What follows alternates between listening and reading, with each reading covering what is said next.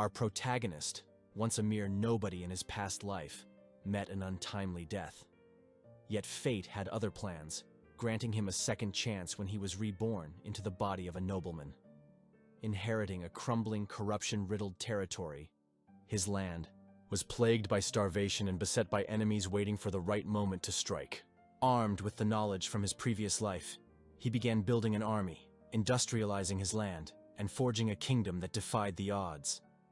The scene opens in a tense hospital room, a doctor urgently instructing the team to place the patient on a ventilator.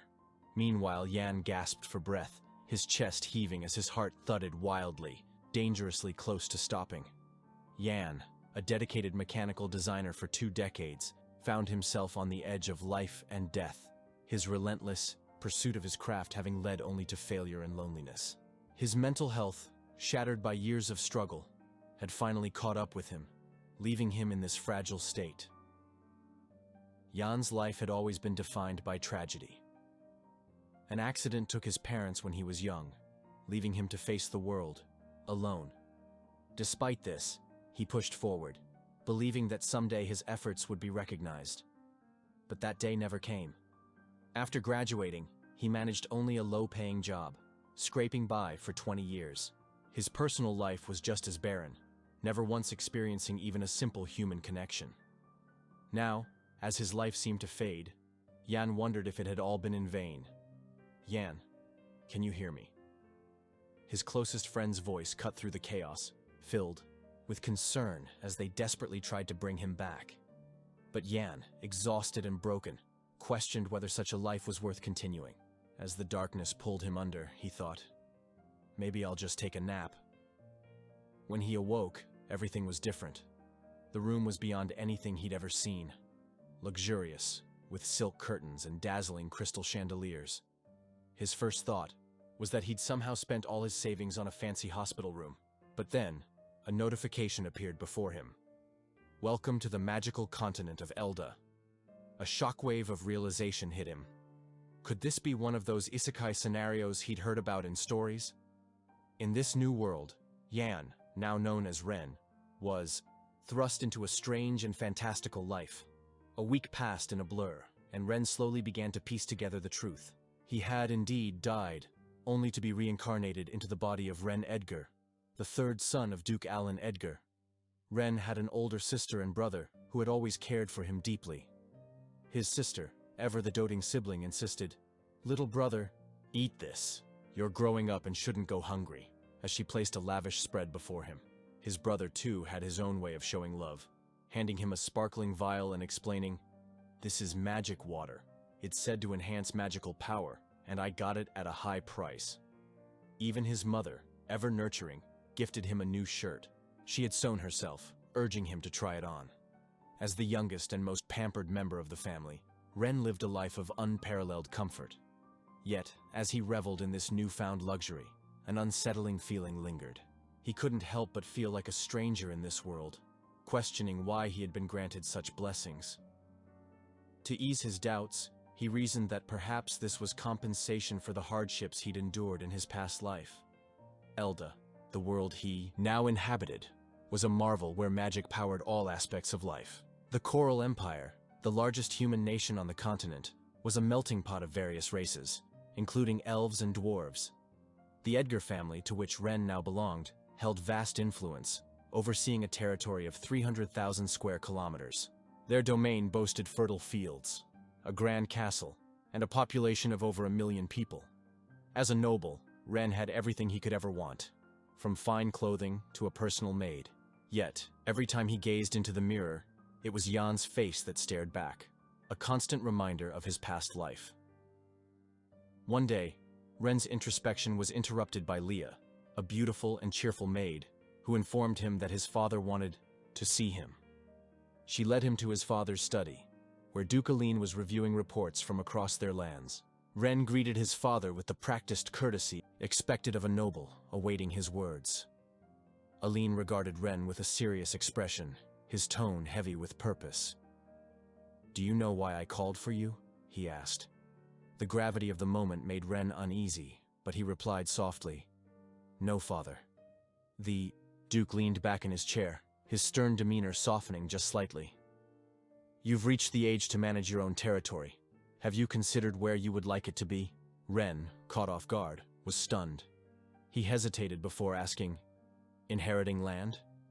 Aline sighed, sensing his son's confusion.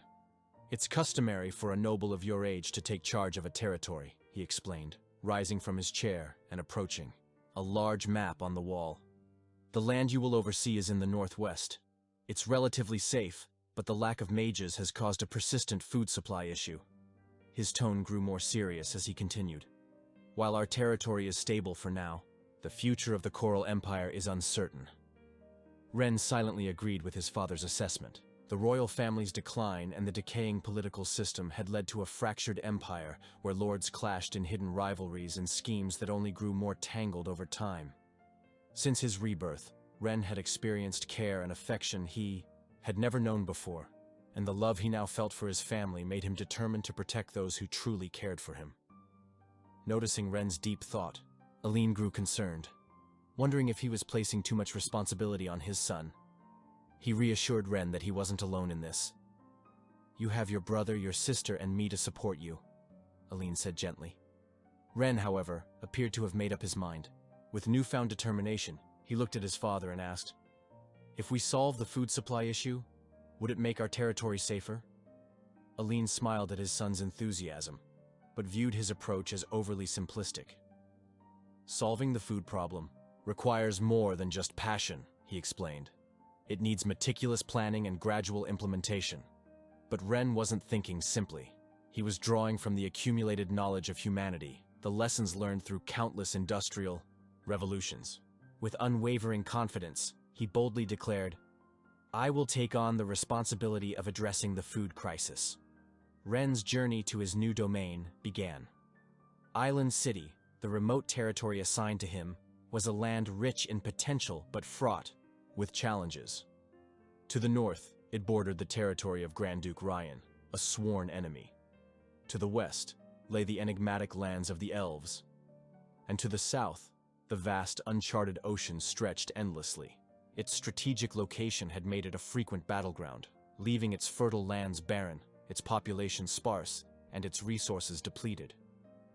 As Ren traveled toward Island City in his carriage, he immersed himself in documents detailing his new domain.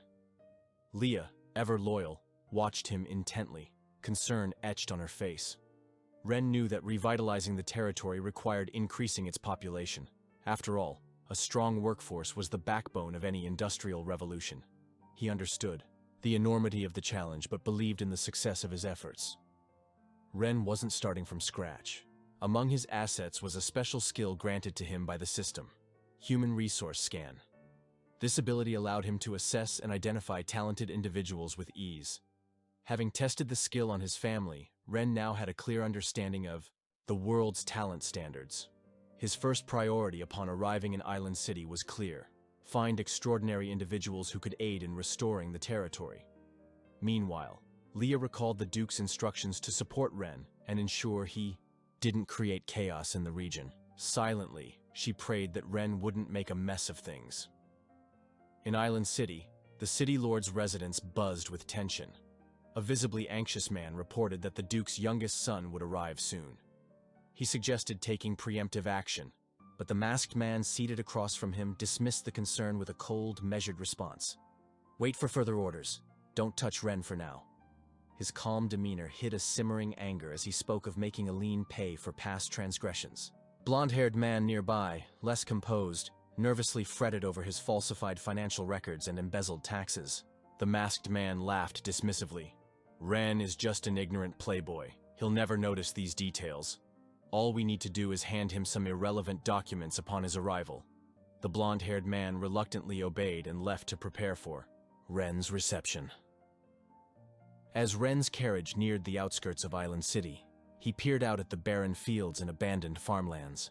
His expression turned serious as he surveyed the land. He requested a map from Leah and carefully examined the surrounding area. His gaze lingered on the river to the west and the harbor to the south. A sudden idea struck him.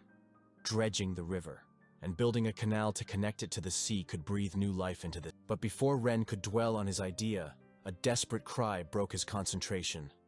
A young girl knelt in the dirt, clutching her father's leg. He seemed intent on heading to a gambling den, but the girl, pleading tearfully, begged him not to. Gamble away their remaining money, money meant for her mother's treatment.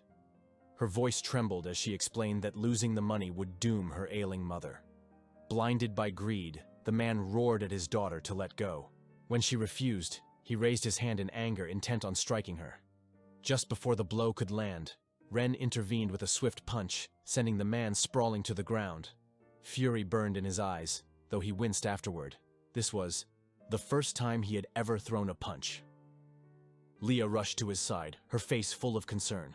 She scolded him gently, saying that next time he decided to hit someone, he should warn her so she could bring protective gear. Ren chuckled, brushing off her concern. He explained that the punch had been a spur-of-the-moment decision with no time for preparation. As he spoke, he strode toward the man on the ground and instructed Leah to check on the girl while he dealt with the gambler. The man, still clutching his face, stared up at Ren in shock. Ren's gaze was sharp, filled with contempt as he berated the man for taking money meant for his family and gambling it away, even resorting to hitting his own daughter. The gambler scowled and tried to defend himself, asking who Ren was to meddle in his affairs. Ren stepped closer, his presence imposing, and warned the man that it didn't matter who he was. If Ren ever caught him near a gambling den again, the consequences would be severe. The man paled with fear at Ren's cold tone and threatening demeanor, stammering a promise to stay away from gambling dens before quickly fleeing the scene. Satisfied with how things had unfolded, Ren turned back to the girl, who stood frozen, in shock. Concerned, he asked if she was all right and activated his system to check her condition. The girl, named Lillian, bowed her head in gratitude, thanking Ren profusely. She explained how losing the money would have meant losing the chance to save her mother's life. As Ren studied the system screen, he noticed something intriguing. While most of her stats were ordinary, one stood out: her potential in agriculture and harvesting. Recognizing this hidden talent, Ren decided to recruit her for his plans to restore the land. With a warm smile, Ren noted that she was likely heading into the city to find a doctor for her mother. He suggested she join his group, as they were also traveling there. Lillian hesitated, concerned about dirtying his carriage, but Ren reassured her with a calm smile. He explained that a carriage was just a vehicle, merely planks of wood pieced together, and there was no such thing as clean or dirty when it came to transportation. Besides, he had a few questions for her. Suddenly, Ren's tone grew serious, as he questioned why a gambling den existed in such a poverty-stricken area. He recalled the region's recent hardships. The previous fall, soldiers sent by Grand Duke Ryan had attacked, causing heavy casualties, and early spring floods had ravaged the land, leaving its people struggling to survive. The streets of Island City bore the scars of these events, with beggars lining the roads and despair visible everywhere. Walking through the ruined streets, Ren decided it was essential to conduct a full population census to assess the remaining workforce. First, however, he planned to visit the city lord's manor to review the reserve funds and determine what could be allocated for infrastructure improvements. Ren asked Lillian for the manor's location, but before she could answer, a shout interrupted their conversation. A blonde-haired man on horseback barreled down the street, shouting for people to move out of his way. He seemed indifferent to the chaos he caused, reckless and dangerous. Leah reacted quickly, pulling Ren aside just in time to avoid the galloping horse. The rider disappeared into the distance, unconcerned about the commotion he had caused. Leah, however, glared after him furiously. To her, anyone who dared harm Ren deserved the harshest punishment. Leah's grip tightened protectively around Ren, but he struggled to breathe and finally managed to get her attention. She quickly released him, apologizing and asking if he was hurt. Ren reassured her with a smile, grateful for her quick actions.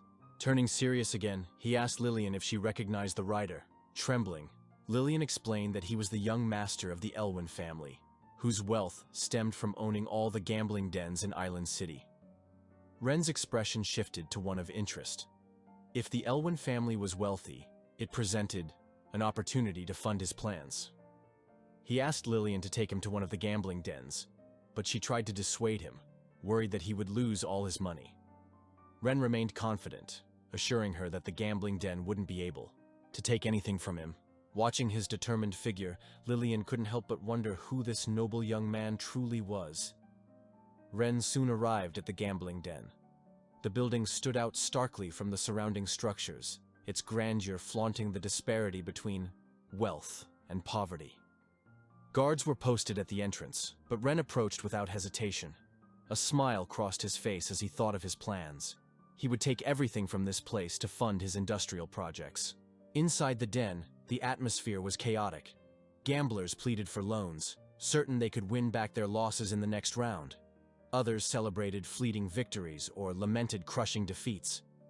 Ren observed the scene critically, realizing that as long as this gambling den existed, the people of Island City would never be motivated to work diligently. Leah stood close to Ren, her voice low and cautious as she informed him that their soldiers had surrounded the gambling den. She asked if they should proceed. Ren, maintaining his calm demeanor, told her to wait. He wanted to capture an even bigger target. As he stood there, a staff member from the gambling den approached him with a polite smile and asked what game the young master would like to play. Ren smiled back, feigning inexperience, and admitted that he wasn't very familiar with gambling, but wanted to try a few rounds. He asked the staff member to recommend a simple game. Sensing an easy mark, the attendant suggested a dice game and handed Ren 2 complimentary chips, claiming they were free for him to try his luck. Ren accepted them, seemingly pleased. The game began, and Ren casually tossed the 2 chips onto the small betting slot. Watching this, the 2 casino staff members exchanged smug glances, confident in their scheme. The dice rolled quickly, landing on a pair of 6s. "Big!" the attendant exclaimed, feigning sympathy and consoling Ren by saying he had been close to winning. Ren played his part perfectly, expressing surprise at how quickly the game ended. He remarked that it wasn't very entertaining and said he felt hungry. As he turned to leave, the attendant stepped in front of him, blocking his way. His polite demeanor dropped, replaced by a mocking tone as he demanded payment for the chips Ren had used. Ren frowned, feigning confusion, and asked when he had agreed to owe anything. The attendant neared and explained that the chips were not gifts but loans, adding that each chip was worth 100 gold coins, and with processing fees and interest, Ren now owed 250 gold coins. Smirking, the attendant suggested that if Ren couldn't pay, he could leave his maid as collateral.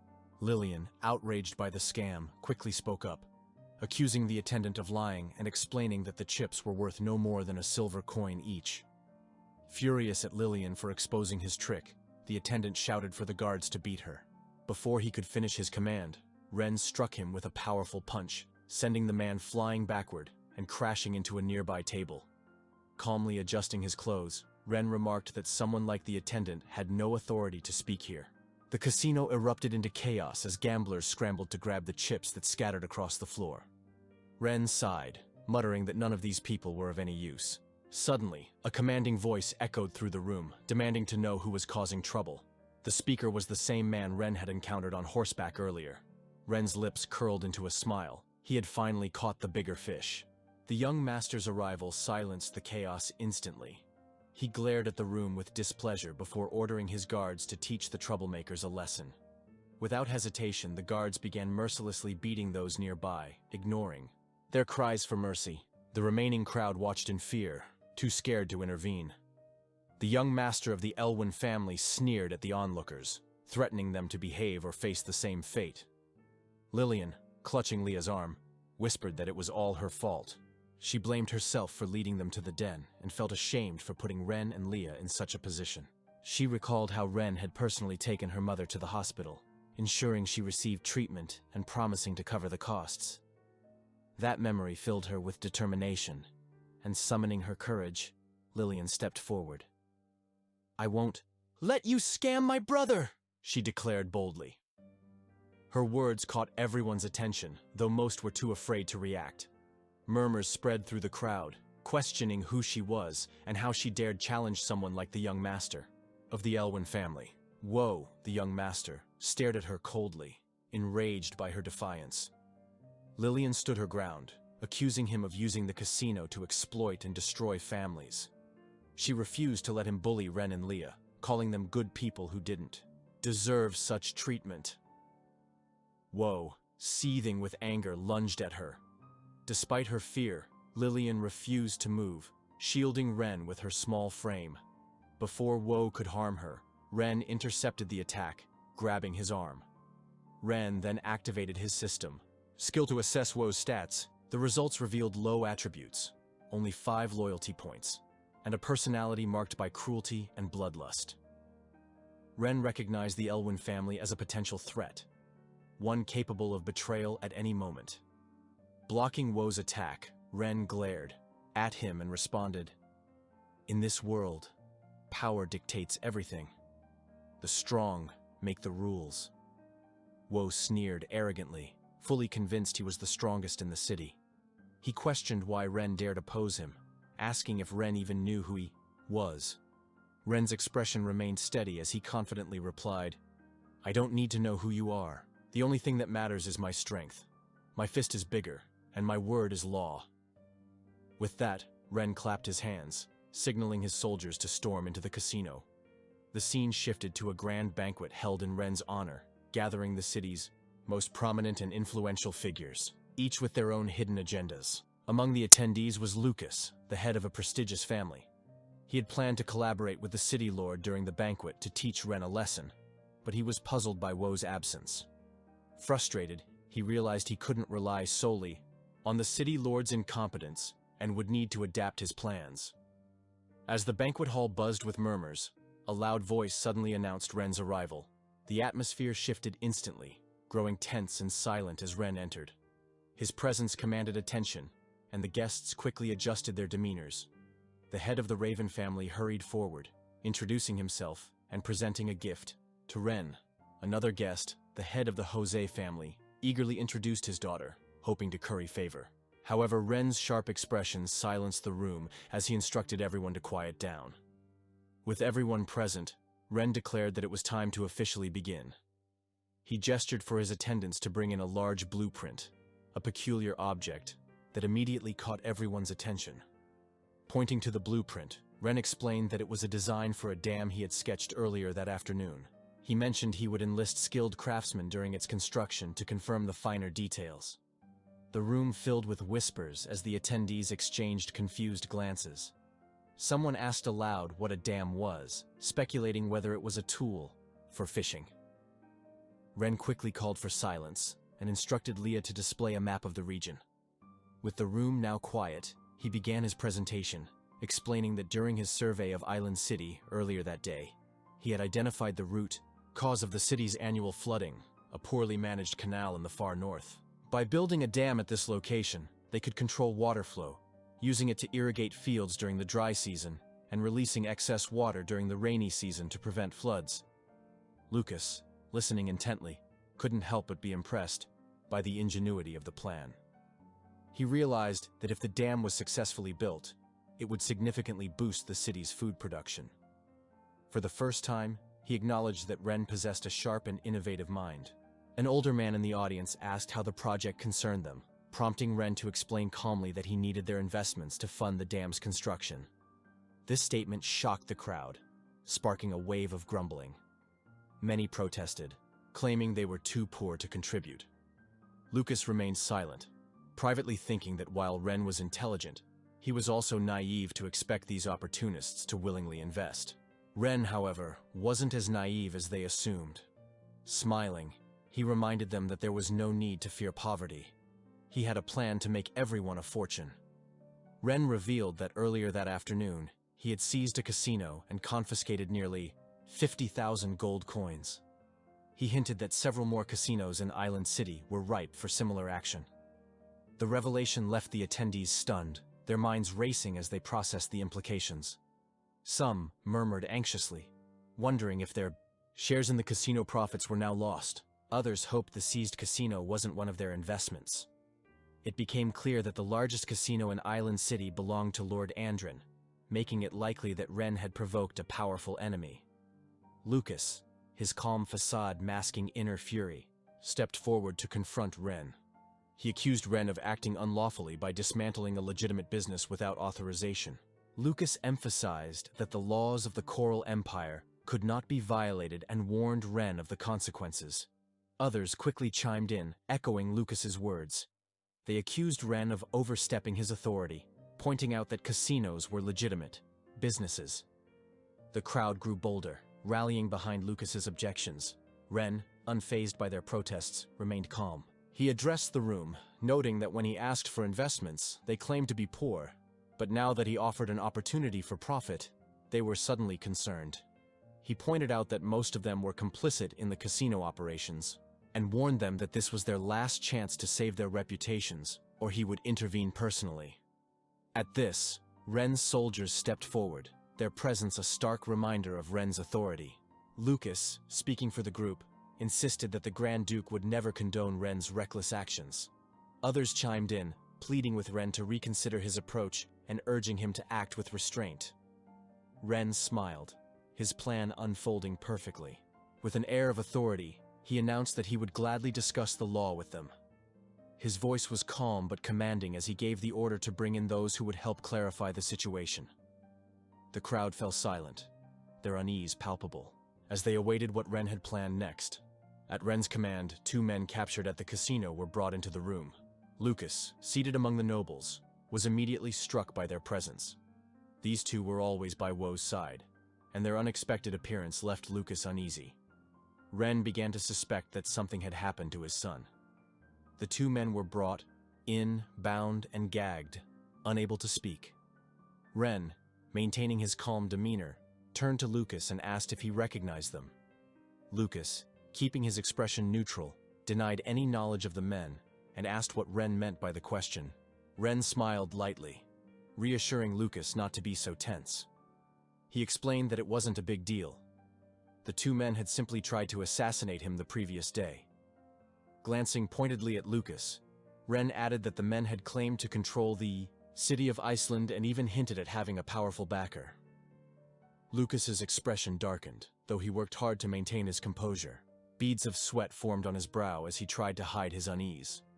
Ren ordered his soldiers to untie the 2 men, suggesting they let the party guests see if anyone recognized them.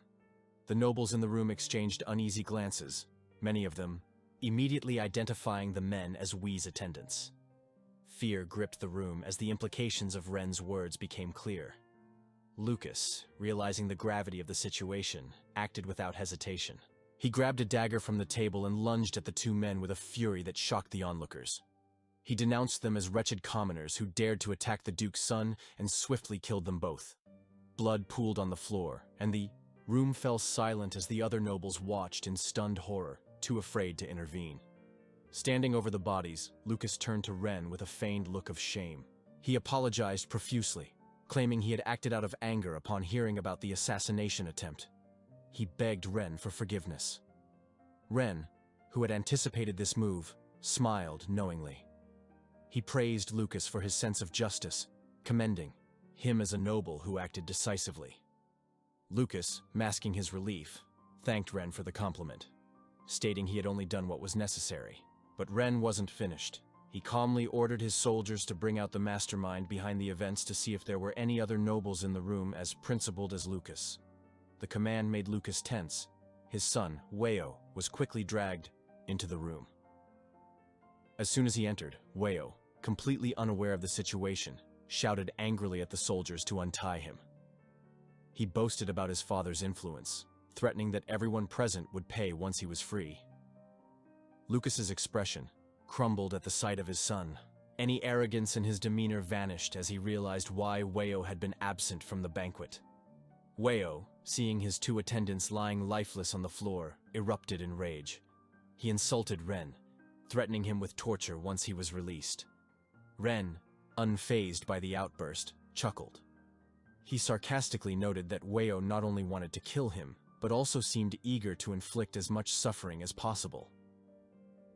Weo continued his tirade, boasting that no one in Iceland dared to oppose him, and that Ren's death was inevitable. Ren turned to Lucas and asked if he agreed with his son's claims. Weo, still oblivious to Ren's identity, laughed and mocked him further. Just as Weo was about to reveal Lucas's identity, his father cut him off sharply. Lucas, now desperate, scolded Weo, calling him a disobedient son. He ordered Weo to kneel before Ren, but when his son hesitated, Lucas forced him down, falling to his knees alongside him.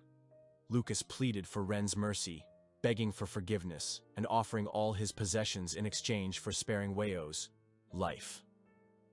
It was only then that Weo realized his mistake. He recalled his father's instructions to befriend the Duke's son, and fear crept into his eyes as he finally understood Ren's true identity.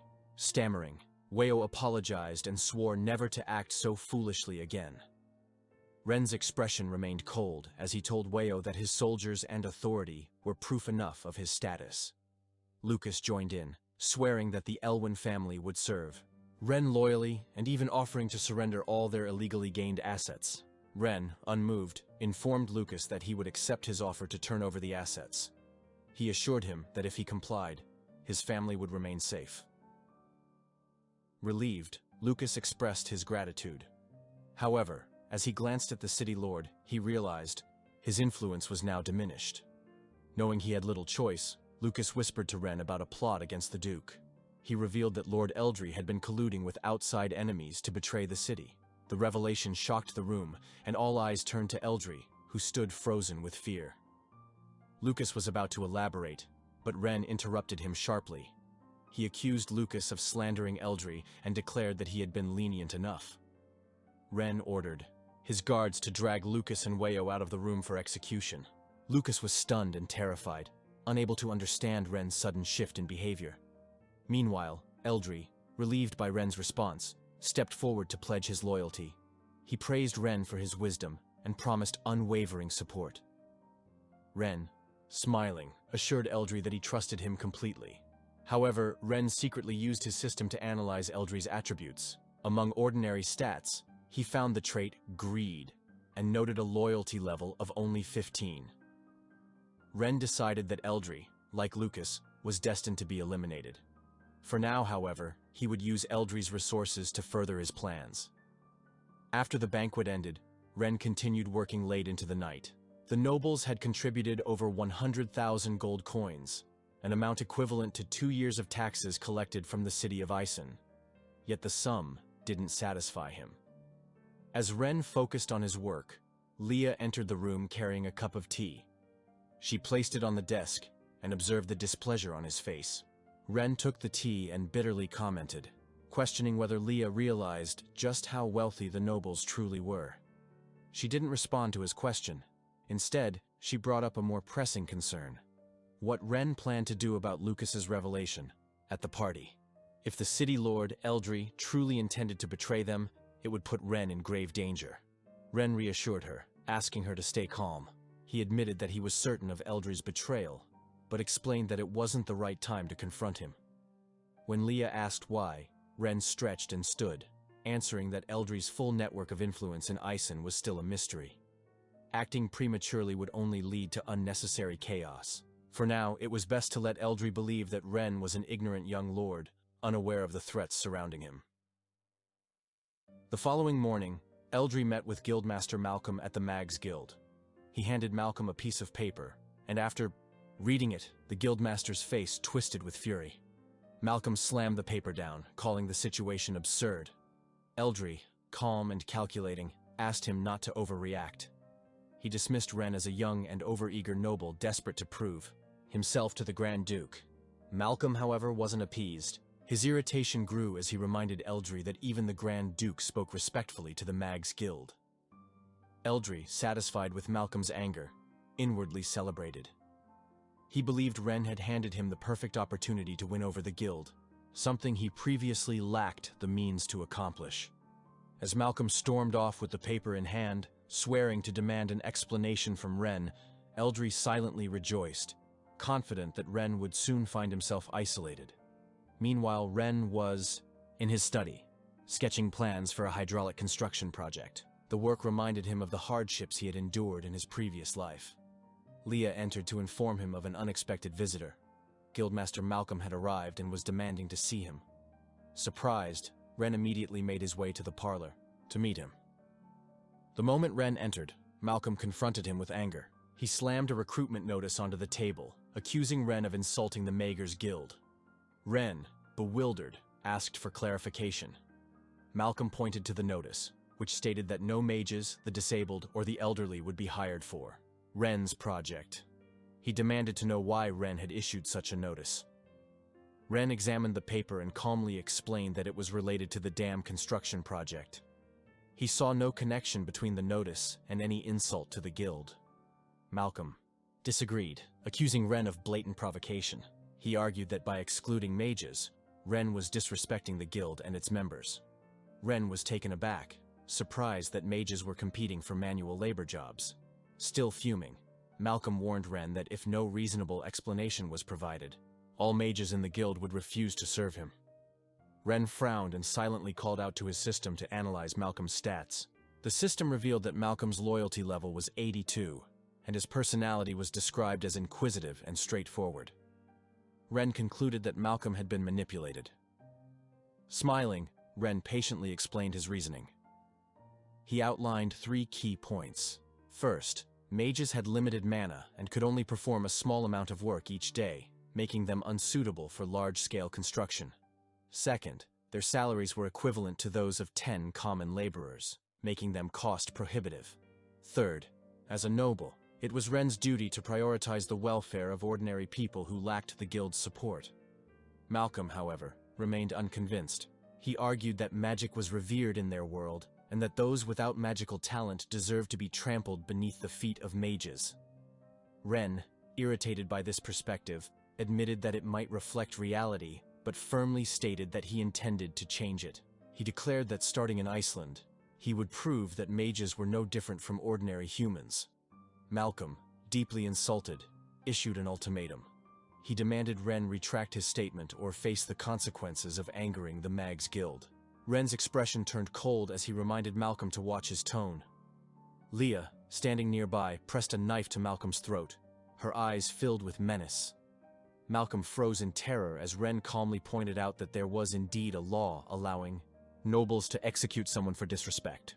Ren suggested testing the law with a small cut to see which side the court would favor. Trembling, Malcolm quickly apologized, admitting his mistake and begging for forgiveness. Ren noted that Malcolm's loyalty hadn't decreased, and realized the guildmaster had acted out of ignorance rather than malice. Deciding not to escalate the situation, Ren instructed Leah to escort Malcolm out. Malcolm thanked Ren and hurriedly left. As he departed, the system notified Ren that a beginner task had been completed. He had used the investigation function on 10 individuals. A reward was issued, and a new task appeared. Train 5 characters with high stats. Pleased with his progress, Ren decided to review his rewards later. Outside the estate, Eldry waited for Malcolm. The moment he saw the guildmaster, he rushed over, feigning concern. He asked how the meeting had gone. Malcolm, still humiliated, sighed and admitted that Ren had refused to listen and had even thrown him out. Eldry, frustrated but quick to recover, devised another plan. He assured Malcolm that he had a solution, one that would not only make Ren change his mind but also force him to revere the Mags Guild. After his initial plan failed, Eldry quickly devised another approach.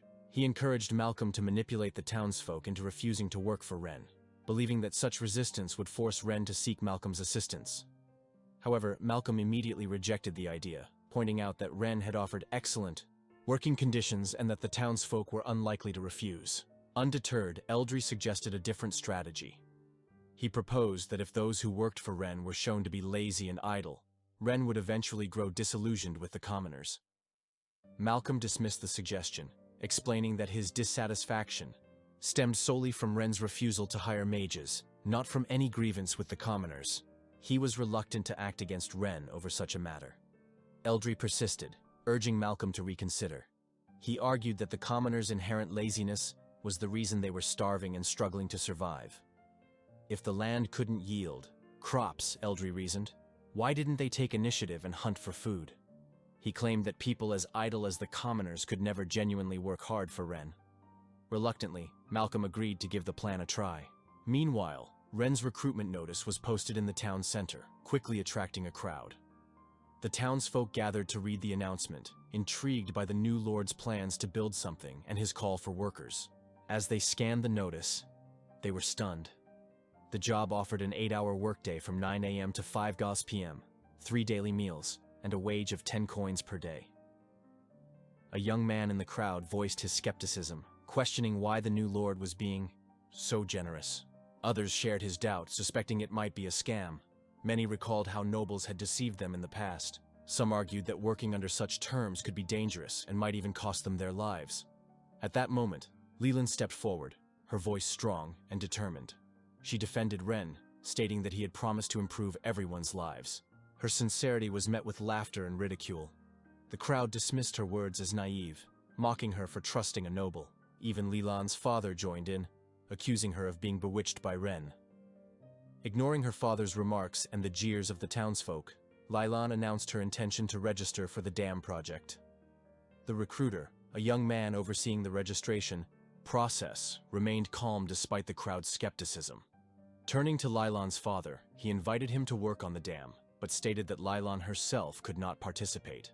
Confused, Leland demanded to know why she was being excluded, insisting she was healthy and capable.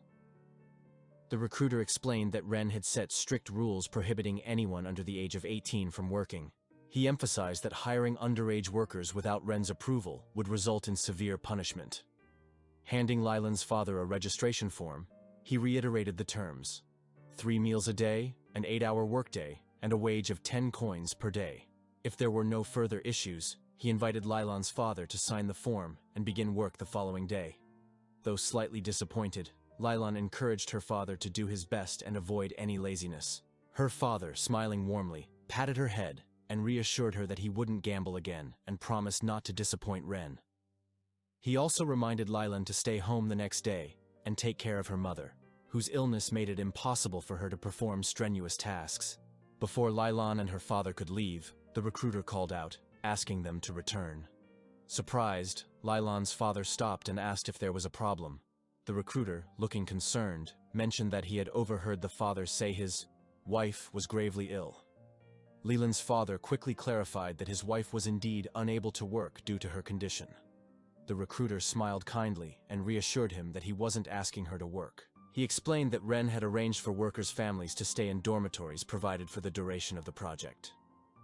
Seeing the father's confusion, the recruiter clarified that the dormitories were temporary housing units for families participating in the dam's construction.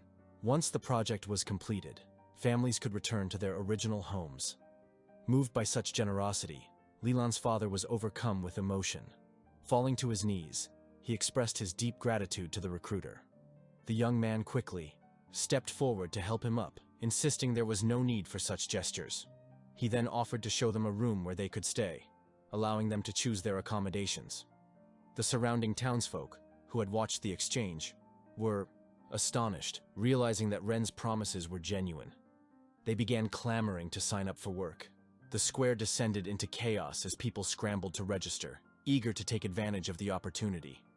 Meanwhile, in his office, Ren was reviewing updates from the system when a notification suddenly popped up. Congratulations, you have received the lithium battery blueprint from the newbie gift pack. Instead of excitement, Ren felt a wave of irritation. He muttered to himself, questioning the system's logic. Without a generator, a battery was practically useless. Did the system expect him to summon a lightning strike? After venting his frustration, he calmed down and began to reflect. Ren's thoughts shifted to the task of training 5 individuals with high stats. He had no idea where to find such people.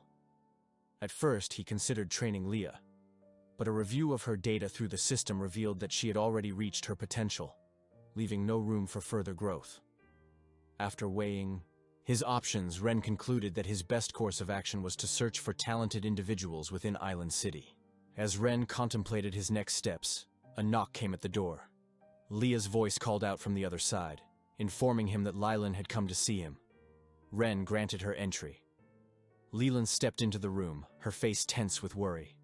She quickly explained that something was wrong at the construction site.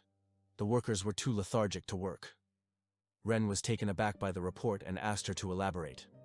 Leland recounted what she had observed during her visit to the site. She had gone to check on her father and noticed that none of the workers seemed to have the energy to complete their tasks. At first, Lillian thought the workers were simply being lazy. However, Her father explained that everyone felt unusually fatigued upon waking up, not just him.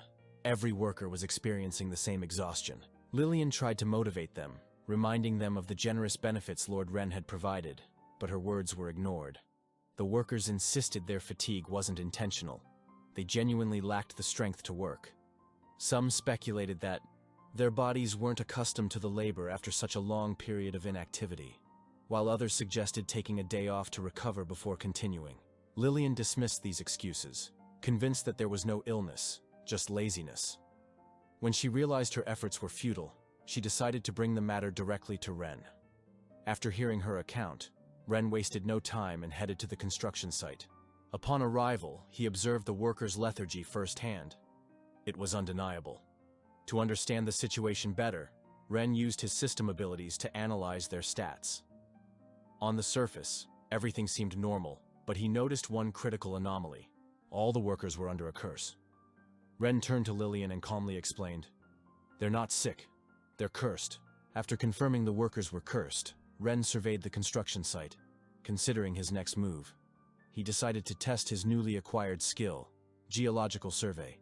Originally, he had planned to use this skill for the dam's construction, but the current situation presented an immediate need. This ability allowed him to analyze various geological features, including mineral compositions, hydrology, and topography, within a defined range. Ren activated the system, conducting a survey within a 10-kilometer radius. Moments later, the results appeared in his mind. While the survey confirmed the absence of valuable resources like oil or metals, something unusual caught Ren's attention. Acting on instinct, he asked Lillian's father to help him dig at a marked spot. The man agreed without hesitation, eager to work for Ren. After digging about a meter into the ground, they unearthed a strange black stone. Ren crouched down to examine it closely, questioning its nature. Lillian, standing nearby, was astonished by Ren's ability to sense the faint magical energy emanating from the stone, something even she, with her expertise, had overlooked. Ren instructed the group to carefully remove the crystal and store it securely in a box. Turning to Lillian, he asked what the usual procedure was for dealing with cursed individuals. Taken aback, Lillian explained that curses were typically resolved by priests at a church or high-ranking mages from the Mage Association. Hearing this, Ren frowned, suspecting a connection to the Mage Association. He then decided to take Lillian and her father to the local church for assistance. At the church, they were greeted by a stunning priestess who welcomed Ren warmly, her demeanor calm and composed. Ever cautious, Ren used his system to assess her loyalty before entrusting her with the task. The system instantly revealed her stats: a loyalty level of 95%, race identified as elf, and an actual age of about 257 years, though she appeared no older than 24. Surprised to learn she wasn't human, Ren felt reassured by her high loyalty. The priestess introduced herself as Eri and referred to herself as the Holy Maiden of the Church. She inquired politely about the purpose of their visit, and Ren explained that Lillian's father seemed to be cursed, asking if she could help. Eri nodded confidently and began examining the man. Closing her eyes briefly, she reopened them with a golden glow, scanning him intently. After a moment, she confirmed Ren's suspicion and began the treatment. She summoned a glowing sphere of light and directed it into the man's body, expelling the dark energy. Instantly, the man felt revitalized and expressed his gratitude to Ren, vowing to return to work immediately. Ren smiled, advising him to rest and ensure everything was fully resolved before resuming his duties. He then retrieved the box containing the black crystal and asked Eri for her opinion on it. Eri examined the crystal carefully, identifying it as a magic crystal infused with a significant amount of magical energy. She explained that such energy was often used for casting curses, but clarified that this particular curse was more of a prank, designed to cause fatigue rather than serious harm. Ren grew uneasy at this explanation and asked if such crystals were difficult to produce. Eri replied that for a high-level mage, creating one crystal a day was relatively simple, and they could easily scatter them across the construction site. Ren's expression darkened as he realized the deliberate nature of the interference. Eri praised Ren's project for its impact on reducing the number of people seeking aid from the church. Now certain of the culprit's identity, Ren resolved to take action. He asked Eri if it was possible to lift the curse over the entire construction site. Unfortunately, Eri regretfully informed him that it wasn't possible. Removing individual crystals daily would only slow the project's progress. Eri then mentioned someone who might be able to help, though she warned that this individual was eccentric. She provided an address, and Ren decided to investigate. He and Leah arrived at a large mansion, which Eri had identified as the home of Selena, the former president of the Mage Association. Ren knocked firmly at the door, determined. Suddenly, Leah sensed danger and swiftly pulled Ren aside. Moments later, an explosion erupted from the upper floor of the mansion, sending smoke and debris into the air. Startled, Ren demanded to know what was happening. Through the smoke, a stunning woman emerged, her voice filled with frustration. She cursed her failed experiment, vowing to succeed, even if it meant blowing up the entire city. After entering the house, Ren calmly presented his request to Selena, explaining the issue and seeking her assistance. However, she refused outright, dismissing him curtly. She was preoccupied with researching a new magical device and had no time for his problems. Intrigued, Ren asked her to elaborate, questioning whether she was working on something like a magic wand. Selena sneered, mocking his limited understanding. Leah, icy in demeanor, immediately intervened, warning Selena to watch her tone when addressing Ren. Annoyed, Selena turned her gaze to Leah and remarked on her impressive magical power. With a smile, she suggested Leah stay as her assistant in exchange for her help. Sparks of lightning crackled around Selena as she displayed her power, and Leah, unfazed, prepared to retaliate, her voice sharp. She offered to teach Selena some manners, sensing the rising tension. Ren stepped between them, urging Leah to stand down. He reminded her they were there for help, not a fight. Turning to Selena's cluttered workspace, Ren asked if she had created the items scattered across the table, wanting to know if they were magical devices. Selena's eyes gleamed with pride as she confirmed his observation, but clarified that everything on the table was a failed product. She explained that she was trying to create a magical device capable of sealing the lightning element magic within her body. Ren was astonished, marveling at the concept. He equated it to storing electrical energy. Selena confirmed his interpretation, explaining that the earlier explosion had occurred because her devices couldn't withstand her power. Dismissing Ren, she said she needed to rest and continue her research. Ren, deep in thought, made an offer. He promised to help her create the device she needed if she would assist him with his issues regarding the Mage Guild. Skeptical and irritated, Selena brushed him off, claiming her research was far too complex for someone like him to solve. Ren, remaining composed, assured her he was serious and promised to help her. He asked for her support in return.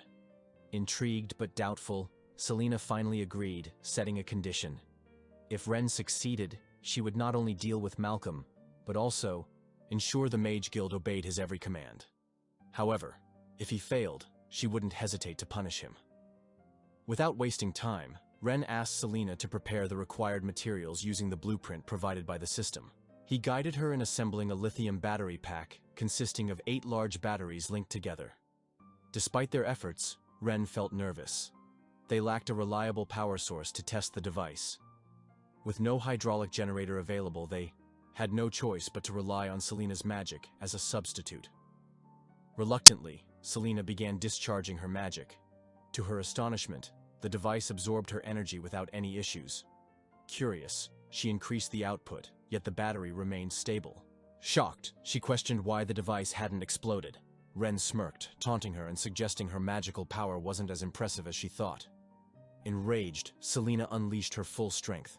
Even at maximum output, the battery pack held steady, showing no signs of damage. Selena was left speechless at how much power the device could contain and how effortlessly Ren had built it. Ren, satisfied, stepped forward to check the charge level. The battery was at 87% capacity. Internally, he marveled at Selena's strength. She had charged nearly the entire pack, enough to power an electric car for over 3,000 km.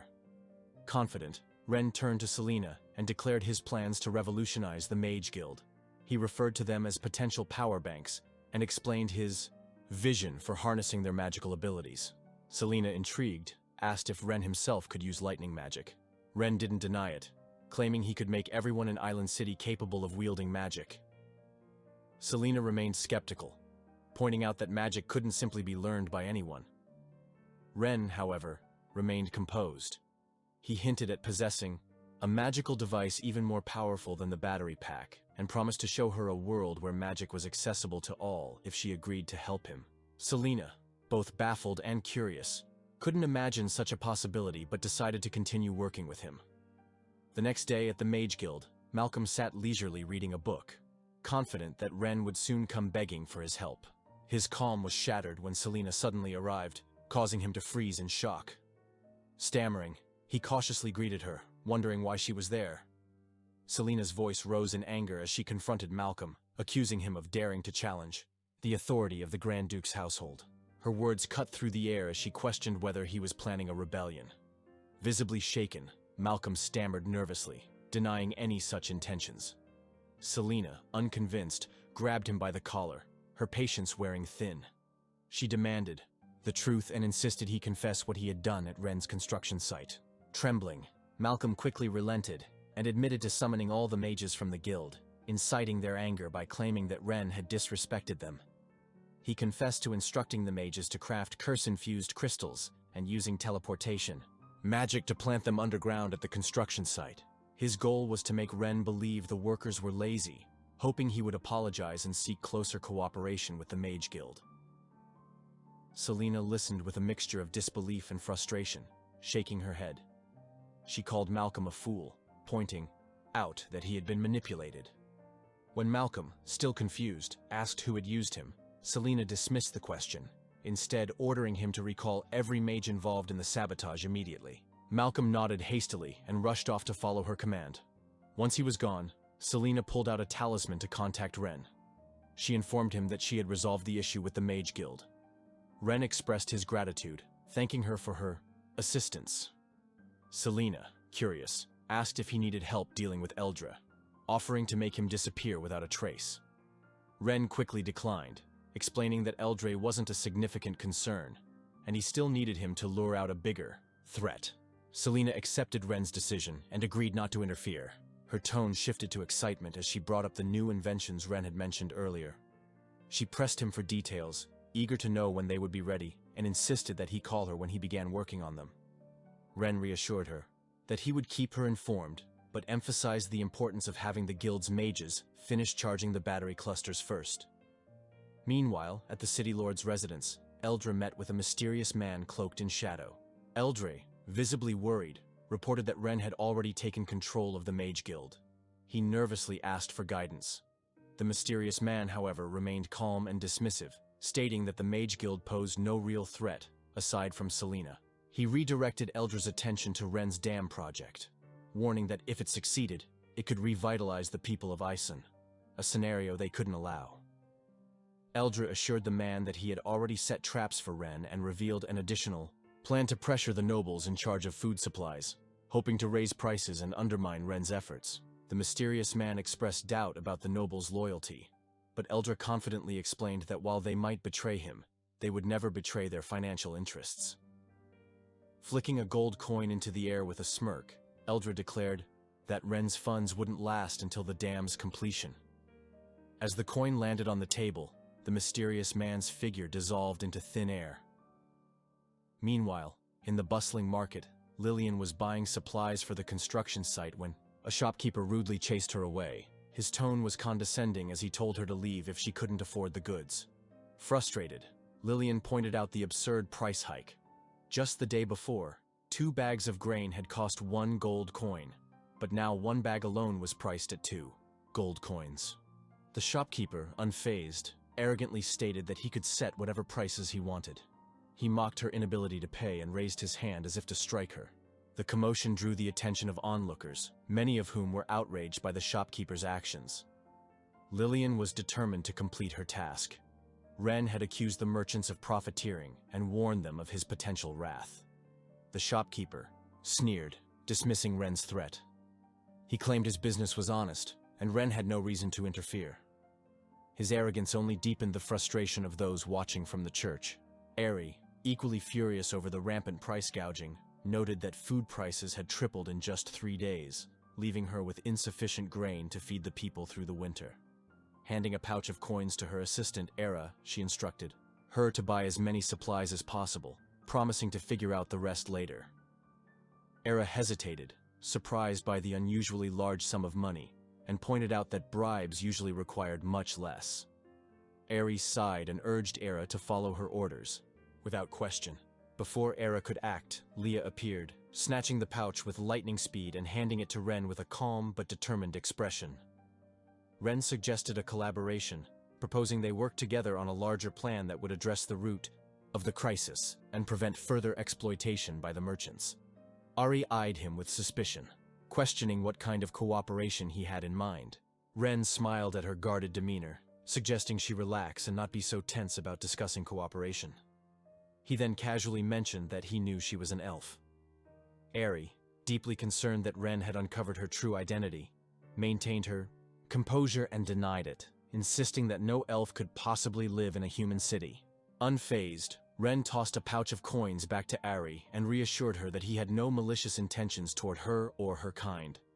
Ari, avoiding the topic, redirected the conversation, asking again what kind of cooperation Ren was proposing. Ren gestured toward the sacks of food on a nearby cart and explained he wanted to collaborate on resolving the city's food supply issues. While Ari respected Ren's determination, she doubted his ability to tackle such a deeply entrenched problem. She voiced her skepticism, prompting Ren to ask why she felt that way. Ari elaborated, explaining that food supplies in Ian were controlled by 4 major families who had held power in the city for over a century. These families tightly regulated prices, and their influence was unshakable. She reminded Ren that, although he had used strong-arm tactics at the recent banquet to intimidate some of them, they were shrewd individuals who would undoubtedly find a way to recover their losses. Ren interrupted, curious about her detailed knowledge of the city's inner workings.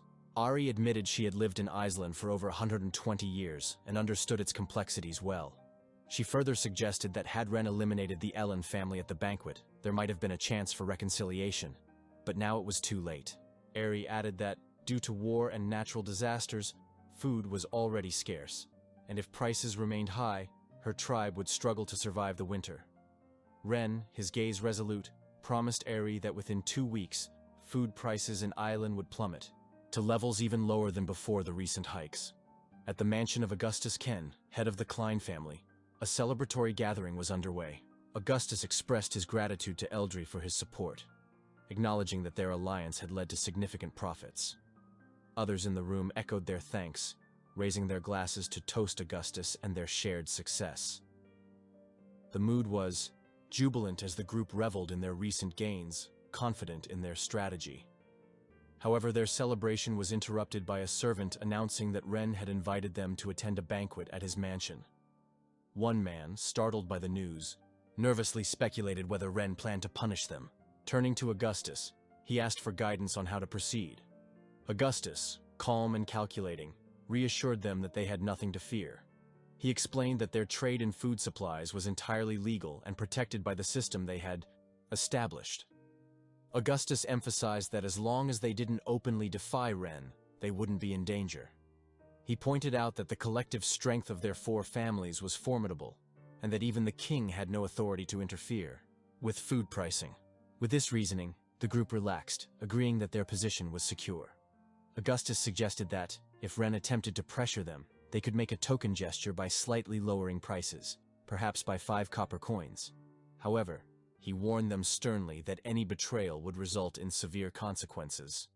With their confidence restored, Augustus encouraged the group to prepare for the banquet. Despite their initial surprise at his insistence on changing into old, tattered clothes, they followed his lead. At Ren's mansion, a servant informed him that Augustus and the invited guests had arrived. Ren instructed the servant to invite them in and ensure the kitchen prepared the food. When Augustus and the others entered, Ren immediately noticed their deliberate attempts to appear impoverished, their once lavish clothing replaced with ragged attire. Amused, he thought to himself, how poorly they played their roles. Maintaining his composure, Ren greeted them with mock surprise, commenting on how unexpected it was to see the nobleman who controlled Island's food supply looking so destitute. Augustus quickly responded, praising Ren's projects and claiming they too wanted to contribute to the greater good. Another man chimed in, explaining that under Augustus's leadership, they had not only donated money to Ren's initiatives, but also sold food from their warehouses at the lowest possible prices, even taking a loss to help the citizens. Leah, observing their shameless behavior, felt nothing but disdain. Their blatant lies and attempts to deceive Ren did not surprise her. Ren, however, played along, thanking them for their understanding and claiming to be deeply moved by their support. He explained that he had invited them to discuss the grain trade plan. Before Ren could continue, Augustus interrupted, asserting that they understood Ren's financial difficulties. He reiterated that, at the current price of 2 gold coins per sack, they were already selling at a loss. The others nodded in agreement, backing Augustus's claim. Ren smiled and clarified his intent, proposing to raise the price of food in Iceland to 4 gold coins per sack, starting the next day. His statement left the nobles baffled. Augustus, confused, questioned whether Ren truly intended to increase prices. Ren confirmed, his tone calm yet commanding, explaining that not only would the price rise to 4 gold coins, but he would also take a 30% commission on all sales. When Ren announced that the price of grain would increase to 4 gold coins per sack, with a 30% commission going to him, Augustus was visibly confused. He questioned whether Ren had misspoken, unsure if he had heard correctly. Ren didn't repeat himself, instead calmly reminding Augustus about the 30% commission he would be taking. Hearing this, Augustus and the other nobles exchanged delighted glances. Initially, they had underestimated Ren, thinking him to be just an inexperienced young lord. Now they believed he was a cunning businessman, like themselves. They viewed Ren as someone who understood their interests and figured that, with his backing, their business ventures would thrive. Regret filled them for not realizing his shrewdness earlier. They could have aligned with him much sooner. Augustus, though excited by Ren's statement, knew they couldn't act rashly without official documentation. Raising prices too high could cause chaos, potentially harming their interests. With this in mind, Augustus voiced his concerns, politely, thanking Ren for his understanding and asking when an official announcement would be issued. Ren, prepared for this, instructed Leah to hand him a document. With a cheerful tone, he informed them that he had already written and stamped the official notice with his family seal, and it would be posted after their meal. As the conversation continued, Ren reminded the nobles that from now on, they would follow his instructions, urging them to learn from the consequences the Ellen family had suffered. Augustus eagerly assured him that they wouldn't disappoint. After the banquet, the nobles gathered once again at Augustus's residence. Ren's unexpected approach had left them bewildered.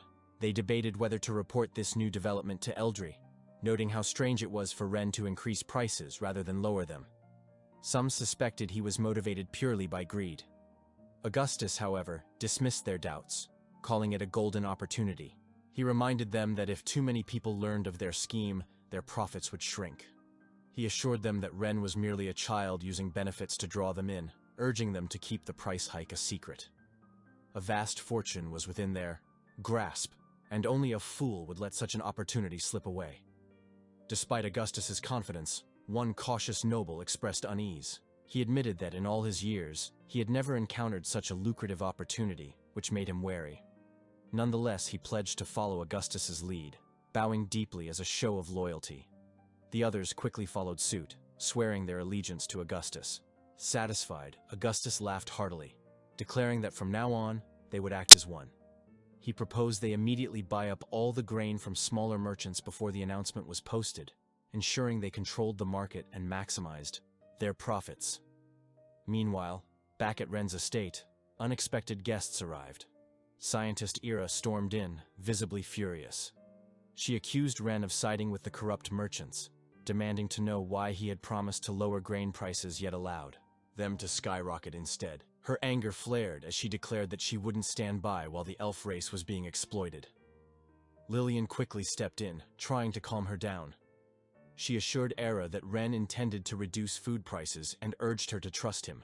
Still agitated, Era snapped back, insisting that Ren had already become an accomplice to the greedy merchants. Despite this, Lillian maintained her faith in Ren's decisions, pleading with Era to believe in his plan. After a moment of tense silence, Era turned to Ren, her expression filled with concern. Hesitantly, she asked if he truly intended to raise food prices. Ren smiled but chose not to reveal his full strategy, simply reassuring her that food prices would drop soon. In the worst case, he promised they would fall to their lowest point within 2 weeks. Era, unconvinced, felt Ren was being naive. She believed he didn't understand the harsh realities of the world. Having lived for over 200 years, she had never seen food prices decrease after a major spike. Ren, sensing her doubt, grew serious. He posed a rhetorical question. If he put a knife to the nobles' throats, how much did she think they would lower the price by? 1 coin? 10 coins? Era had no answer but remained skeptical. She argued that raising the price to 4 gold coins per sack was excessive, noting that at 2 gold coins, the common people had already struggled to afford food. With the price doubled, starvation seemed inevitable. Ren maintained his calm demeanor, explaining that whether the price was 2 or 4 gold coins, the people would starve either way. The only difference was the timing. He then declared that simply lowering the price by a few coins would be meaningless. His goal wasn't charity. It was to completely ruin the merchants and strip them of their fortunes. 7 days passed, during which Ren focused on teaching Selena about the creation and functionality of lithium batteries. Selena, fascinated by the device's complexity, was thoroughly engrossed in the lessons. Their session was interrupted by Leah's sudden appearance, announcing that scientist Era had come to visit once again. Over the past few days, Era had visited frequently, prompting Ren to wonder if she had too much free time on her hands. Selena, equally curious, asked Ren why he had deliberately raised food prices.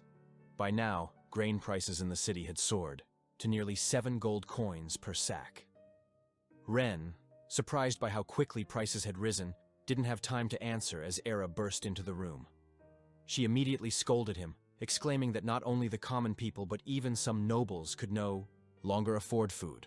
She demanded to know if he realized how bad the situation had become. Remaining calm, Ren asked Leah how many days had passed since the price increase. Leah quickly responded, confirming that it had been 7 days. Hearing this, Ren smiled and declared that it was time to deal with the merchants. Era, still frustrated, demanded that Ren stop speaking in vague terms and explain himself. She warned him that if he didn't, the elf tribe would soon cut ties with him. Ren finally responded, explaining that he hadn't shared the full details of his plan earlier because he feared it might disrupt things and raise suspicions among the nobles. Now, with everything in place, he was ready to explain. Ren revealed that the announcement setting a minimum food price of 4 gold coins per sack had been in effect for 7 days. He then posed a question to Era, asking what she thought Island City lacked the most right now. After a moment of thought, she replied that there didn't seem to be a shortage of anything. Ren smiled knowingly at her answer and calmly responded, "What the city lacks are merchants who sell grain." Era begins to grasp the plan, her eyes narrowing with realization. Ren continues, his voice calm but charged with intent. "The only thing this city is missing now," he says, "is food and the merchants to sell it." He smiles slightly, a glint of strategy in his eyes. "Greed," he explains, "is the easiest part of human nature to manipulate. No one can resist it.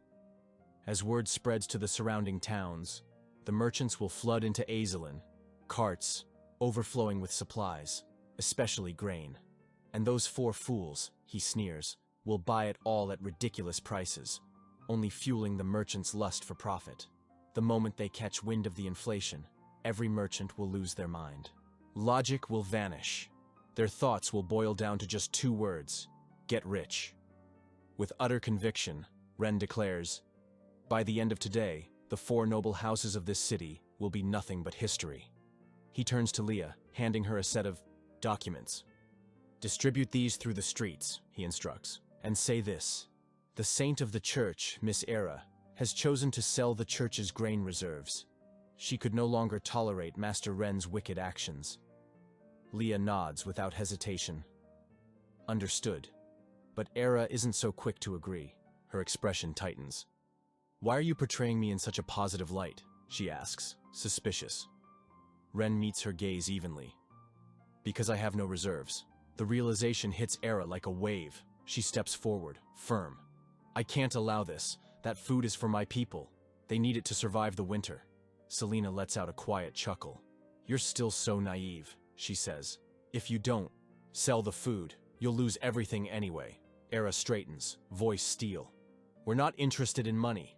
We only care about feeding our people. Ren interjects, his tone reassuring. Do this, and you'll have more grain than you started with. Trust me. Then he turns to Selena. I'm counting on you and the Wizards Guild to seal the city. She nods confidently.